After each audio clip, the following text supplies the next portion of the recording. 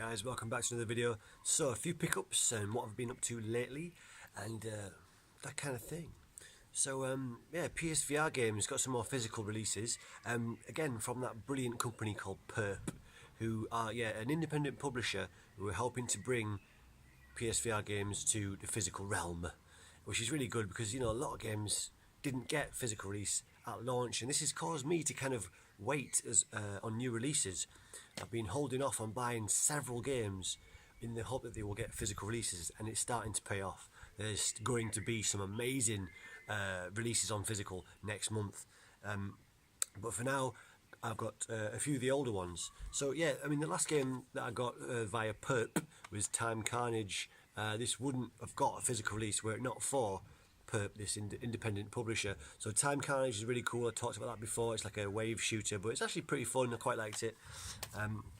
But these are the two games that I've got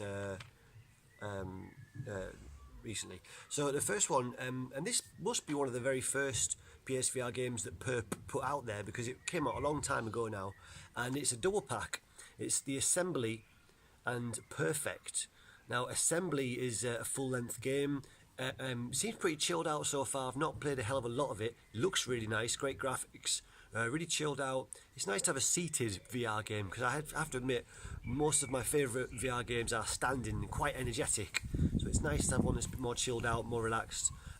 Quite very atmospheric. There's like a narrative-driven gameplay. So seems pretty cerebral. So that definitely makes a big change to the type of games I've been playing mainly on PSVR, so that was cool. Perfect is really just a kind of chill out sim. It's basically loads of 3D environments where you just be there and it's relaxing, I guess. I don't know. I haven't tried that yet, but I'm a bit skeptical as to how good that can really be. If you're gonna do something that's purely about the relaxation, purely about the atmospherics, and you want here's Nitro's come to see us. You want a higher resolution screen. The PSVR screen is great for gaming, but in terms of just if you're doing something that's just purely just visual, just for relaxing, you'd want something a bit higher res. I haven't tried it though. It could be perfect. I don't know. It says it's perfect. It's called Perfect. It might be. What should you talk about next, Nitro? What's he seen? But yeah, okay. So that's that one. And another one that I've got that's come out a lot more recently, again via Perp, and it is The American Dream, a samurai punk virtual reality trip. So The American Dream, and this is another shooter, another kind of shooting gallery type game, but it's got a kind of a unique twist. It's has this very satirical look at American gun culture, and it's just like really over the top kind of commentary on that, and basically everything you do in the game is via your gun. So you start off as a baby. It's like a journey through life. You start off as a baby and you have to shoot things to interact with them. Everything you're shooting, everything to interact with everything basically. And it's got this kind of voiceover guy that does this commentary about the Americans' obsession with guns. So it's a bit satirical. I haven't played a lot of it yet. I played like the first half hour or so. It's all right. It's not bad. It's more of a novelty really, because it's the action is kind of, well, not sparse, but it's kind of spread out a little bit. It's kind of slower paced because it's got this narrative, this commentary woven into it. So that's kind of a major part of it. But it's all right. It's fun. I don't know how good the replay value will be of it because that commentary might get a little bit old if you've heard it a few times. But it's not bad. And I have to say the prices. I think I got that for, how much did I get that for? 16 quid. 16 quid is not too bad for that. And the Assembly, I got that for 11 quid. Not bad again. So there's that. Now this one, I got this one a little while ago. Been waiting to show it off and waiting to play it as well. Actually, I'm still haven't played it for a good reason. Anyway, it is Rick and Morty Virtual Reality. So this is actually the collector's edition, and it comes with a Funko Pop figure of Rick there. So that's the only difference in there, I think. I think that's all the difference. What else? You get a poster as well. You get a two-sided poster and this Funko Pop figure. I don't collect the Funko Pop figures, but yeah, I'll have that one. Rick's awesome, so that's cool. This is actually, I got this imported from America. The collector's edition only came out in America. We got the physical release here on disc in the UK, but we didn't get the collector's edition, so I just wanted that just for collector's purposes, because I believe this is the first and only so far collector's edition for PSVR. Not including the Farpoint gun bundle and the Bravo Team gun bundle. I don't think you'd really call that a collector's edition. The gun is quite integral to those games. But this, yeah, nice to have a collector's edition for the PSVR. And I absolutely love Rick and Morty. So funny. I mean, just brilliant. So apparently this is really funny as well. It's written by the same guys. They were very closely involved with it. But it's not perfect. And this is why I've been waiting to play it. And that's because there's a few things about the PSVR version of it that make it a little bit awkward to play. It originally came out on PC VR, and on PC VR, of course, you've got more complete tracking. So for this game, you need to move around a garage, basically interacting with experiments and trying to do things for Rick. You play as a Morty clone, and you have to do things in his garage and experiments and all this crazy shit.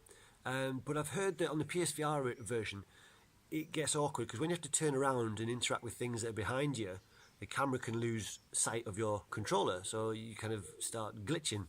Because obviously, if your body's in between the controller and the camera, you lose tracking. It's fucked. So on PC VR, of course, you've got multiple cameras around the room that track you a lot better. So they didn't even bother to put in a turn function for the PSVR version, which is crazy, knowing that you don't have rear tracking, so to speak.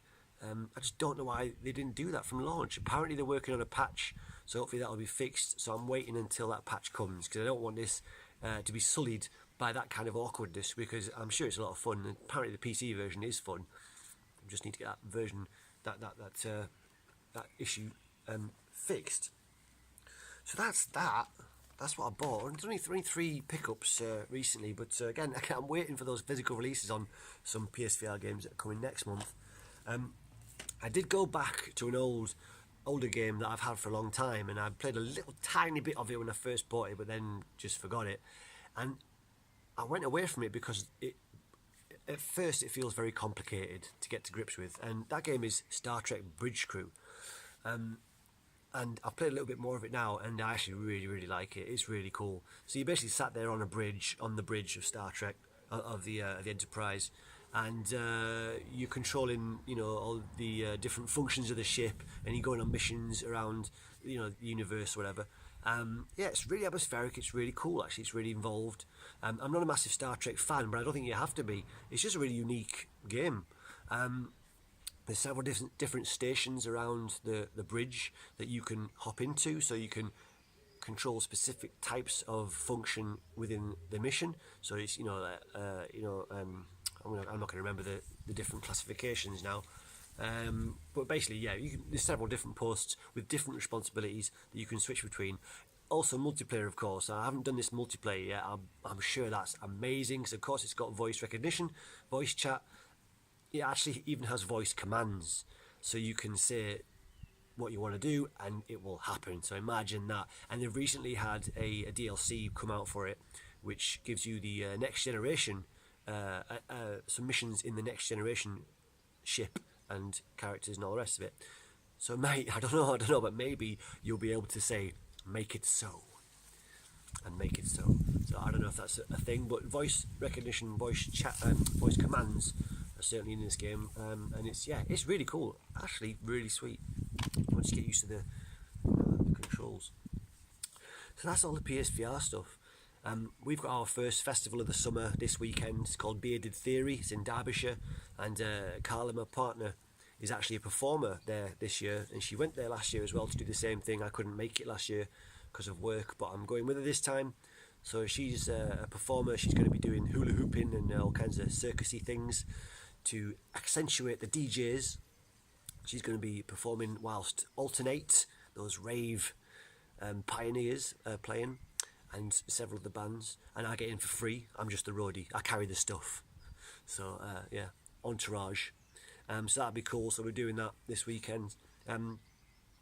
She's well into her circus stuff, hula hoops, staff, poi, all different things. And she keeps trying to get me involved, but I can't really do any circusy stuff, and I don't really have any desire to learn. Although I can juggle a little bit. I mean, I can juggle 3 balls.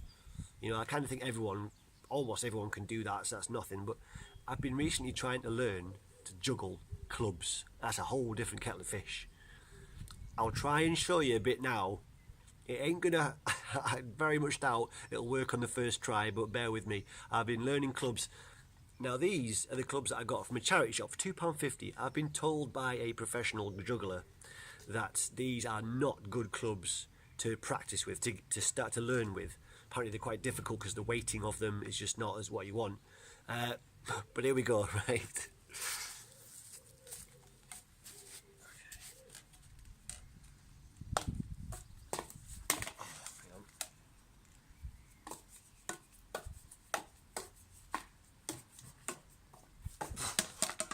Don't know why I was turning.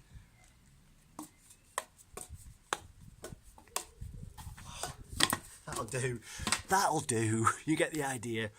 Anyway, guys, so that's what I've been up to. My aim for the summer is to be able to juggle fire clubs by the end of the summer. That's right. I made a little bit of a deal with my missus. If I can learn how to juggle fire clubs by the end of the summer, something good's going to happen. I'll see you guys in the next vid. Bye-bye.